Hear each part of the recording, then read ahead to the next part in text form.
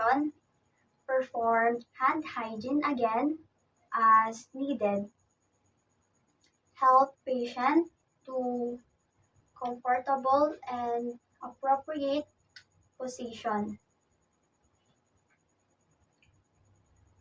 Obtain temperature reading correctly. Obtain oral temperature correctly. For optional, apply clean gloves when appropriate. Remove thermometer pack from charging unit. Attach oral thermometer probe stem to thermometer unit. Grasp top of probe stem without applying pressure on ejection button.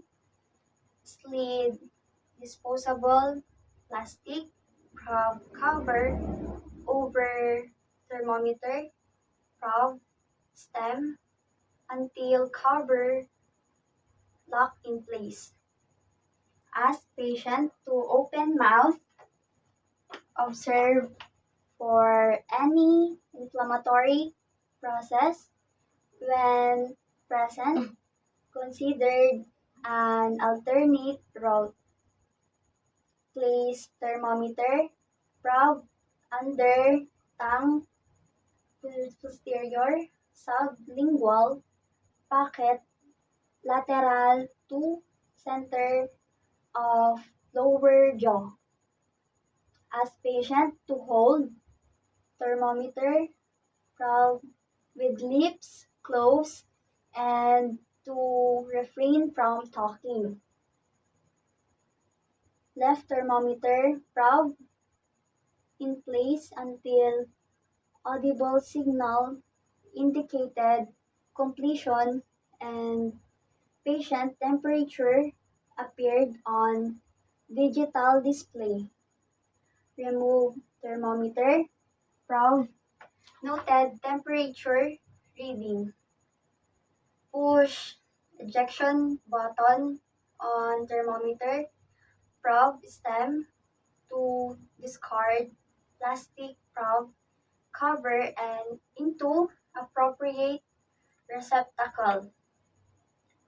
Return thermometer probe stem to storage position of thermometer unit. Obtain rectal temperature, provided patient privacy and position patient in side lying or Sims position with upper leg flexed, exposed only anal area. Kept patient upper body and lower extremities covered with sheet or blanket. Applied clean gloves. Cleanse anal region when feces or secretions were present. Remove soiled gloves. Perform hand hygiene and reapply clean gloves. Remove thermometer pack from charging unit. Attach rectal thermometer probe stem to thermometer unit. Grasp top of probe stem. Did not apply pressure on ejection button. Slid disposable plastic probe cover over thermometer probe stem until cover lock in place. Using a single-use package, squeeze a liberal amount of lubricant on tissue. Dip probe cover of thermometer blunt and into lubricant covering 2.5 to 3.5 centimeter for adults with non-dominant hand, separated patient buttocks, the exposed anus as patient to breathe slowly and relax. Inserted thermometer into anus in direction of umbilicus 3.5 centimeters for adults. Did not force thermometer. Held thermometer probe in place until audible signals indicated completion and patient temperature appeared on digital display. Remove thermometer probe and noted temperature reading. Push ejection button on thermometer stem to discard plastic probe cover into appropriate receptacle. Wipe probe stem with alcohol swab. Allow probe stem to dry and return probe stem to recording unit. Clean patient anus anal area and discarded tissue. Perform perineal hand hygiene as needed. Replace gown and linen. Obtained axillary temperature. Provided patient privacy. Help patient to supine or sitting position. Remove clothing from shoulder and arm. Remove thermometer pack from charging unit.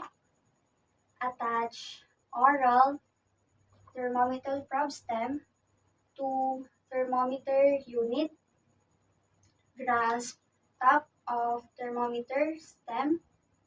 Did not apply pressure on ejection button. Slid disposable plastic probe cover over thermometer stem until cover locked in place. Raise patient's arm away from torso.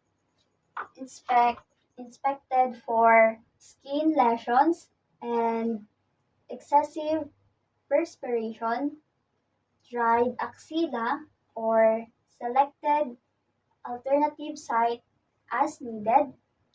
Inserted thermometer probe into center of axilla, lowered arm over probe and placed arm across patient's chest. Held probe in place until audible signal indicated completion and patient's temperature appeared on digital display. Remove thermometer probe from axilla. Noted temperature reading. Push ejection button on thermometer stem to discard plastic probe cover into appropriate receptacle. Return thermometer stem to storage to position of recording unit. Replace linen or gown. Obtained tympanic membrane correct temperature correctly. Held have patient to assume in comfortable position with head turned away, higa ka, toward side. When patient have been lying one side, use upper ear. Noted if there was cerumen in patient's ear canal, Obtained temperature from patient's right ear if right-handed or from patient's left ear if left-handed.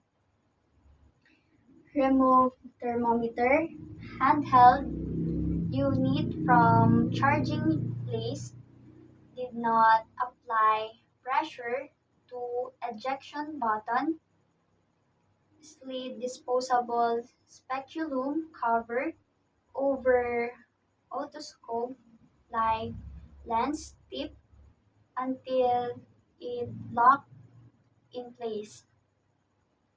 Did not did not allow touch lens cover.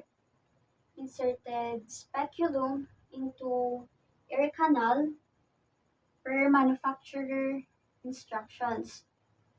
Adults pulled ear pinna backward and out. For children younger than 3 years old, pulled pinna down and back. Pointed cover prob toward midpoint between eyebrow and sideburns. Children older than 3 years pulled pinna back, up and back. Speculum stuck in canal pointed toward optional move thermometer in figure 8 pattern. Figure 8. Press scan button on handheld unit, left speculum in place until audible signal indicated completion and temperature appeared on digital display. Remove speculum, noted temperature reading. Push ejection button on handheld unit to discard speculum cover into appropriate receptacle. When temperature was abnormal or second reading was necessary, replace probe cover and waited 2 minutes before repeating the same ear for repeated measurement in other ear. Considered an alternative temperature site or instrument. Return handheld unit to thermometer base. Obtain temporal artery temperature correctly. Ensured forehead was dry and dried as needed. Placed sensor firmly on patient's forehead. Press red scan button with thumb. Slowly slid thermometer across forehead. Cap scan button depressed, lifted censored and touch censored on neck behind earlobe. Read temperature when clicking sound stop. Release scan release scan button. Clean sensor with alcohol swab or return to storage in need and perform hand hygiene. Return thermometer to charger. Inform patient of temperature reading and record per agency policy. Help patient into comfortable position. Ensured nurse call system was in an accessible location within patient's reach. Raised side rails and lowered bed to lowest position. Remove and dispose of supplies and gloves and perform hand hygiene.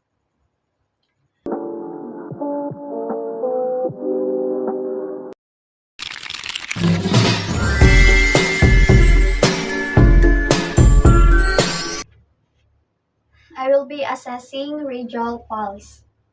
Perform hand hygiene and position patient in supine or sitting position. When patient was supine, place patient forearm straight alongside or across lower chest or upper abdomen.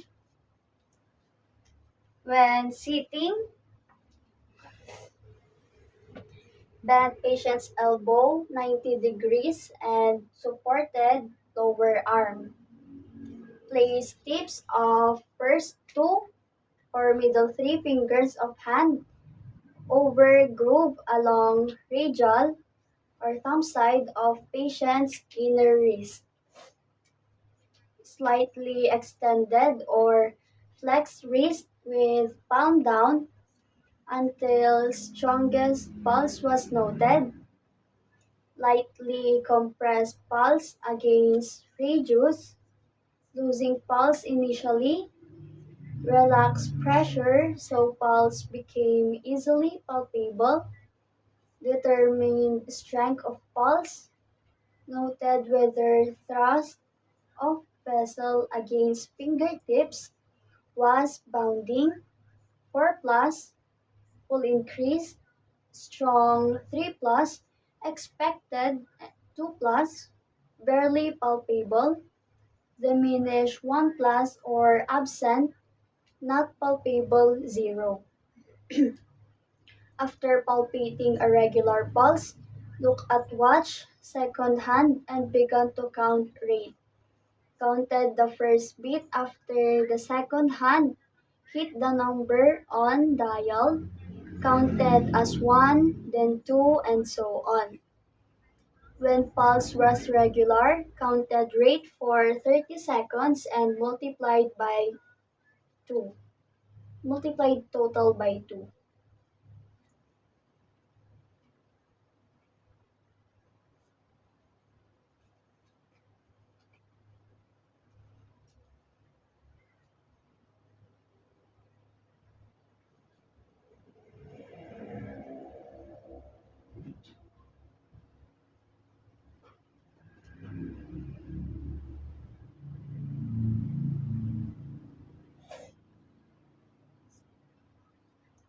So I counted 30 and multiplied by total of 2.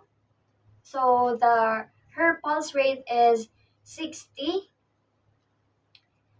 Help patient to comfortable position. Discuss findings with patient and documented according to agency policy. Dispose of all contaminated supplies in appropriate receptacle. Remove and dispose of gloves if worn. Perform hand hygiene. Raise side rails. Place bed in lowest position and lock into position. Place nurse call system in accessible location within patient's reach. Fasten.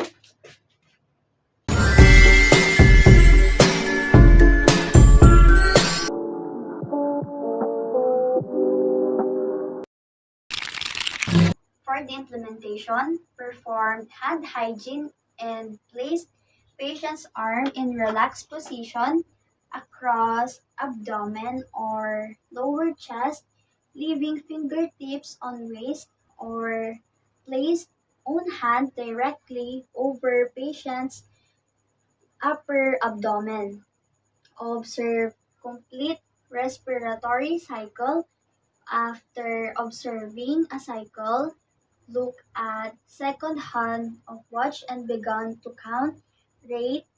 When sweep hand hit number on dial, began time frame counting 1, with first full respiratory cycle, when rhythm was regular, counted number of respiration in 30 seconds and multiply by 2.